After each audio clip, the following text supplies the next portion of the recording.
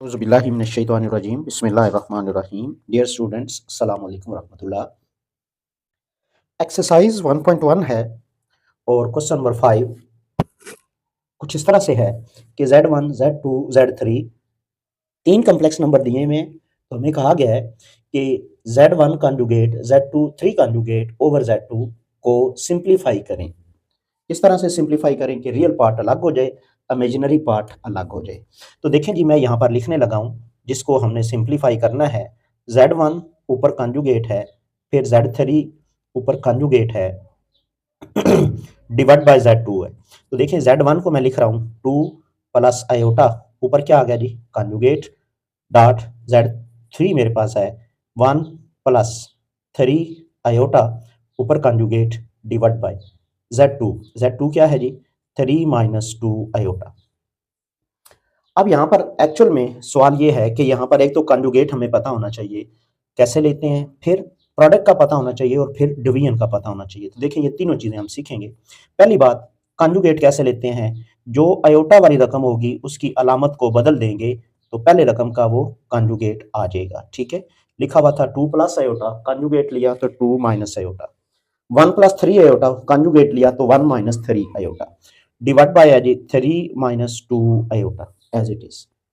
अब इसके बाद दूसरा स्टेप आता है कि हम इनका मल्टीप्लिकेशन करेंगे क्योंकि इसको लेके जाना है a प्लस आयोटा b की फॉर्म में।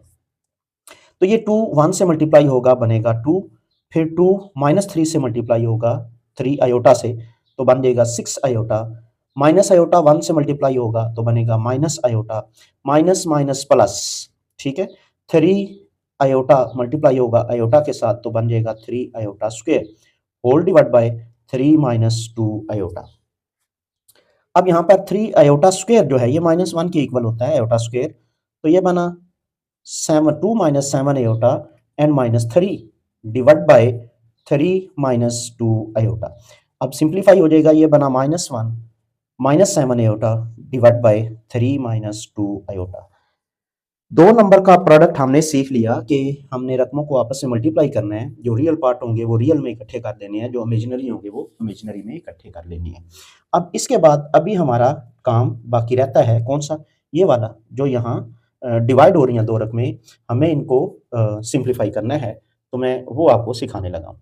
तो लिख रहा हूँ Z1 conjugate Z3 conjugate over Z2 ये इक्वल टू आ जाएगा -1 minus 7 iota whole divide by 3 minus 2 iota.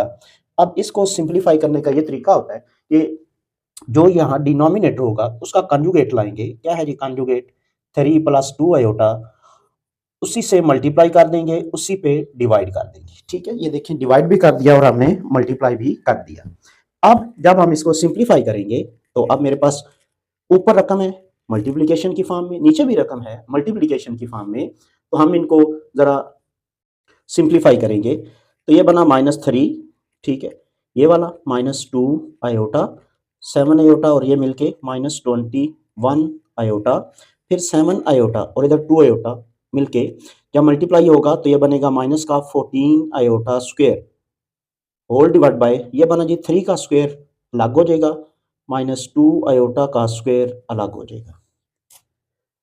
तो रिजल्ट बन गया जी -3 माइनस ये 2 आयोटा है, ठीक है, ये 21 आयोटा है तो मिलके बन जाएगा 23 आयोटा। आयोटा स्क्वायर -1 के इक्वल तो ये +14 हो जाएगा होल डिवाइड बाय क्या बन रहा है जी 3 का स्क्वायर 9 और 2 आयोटा का स्क्वायर मिलके बन जाएगा प्लस का 4। तो यहाँ पर रिजल्ट कुछ इस तरह से आ गया, ये और ये मिलके ये बन जाता है 11 minus 23 iota whole divide by 13।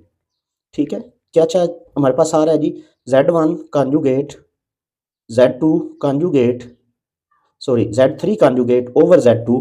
तो ये रिजल्ट मेरे पास अब सिंपल फॉर्म में कुछ इस तरह से आ रहा है, Z1 conjugate Z3 conjugate over Z2 equal to आ गया, ये था 11 ओवर 13 अलग आ जाएगा -23 ओवर 13 और 7 आयोटा।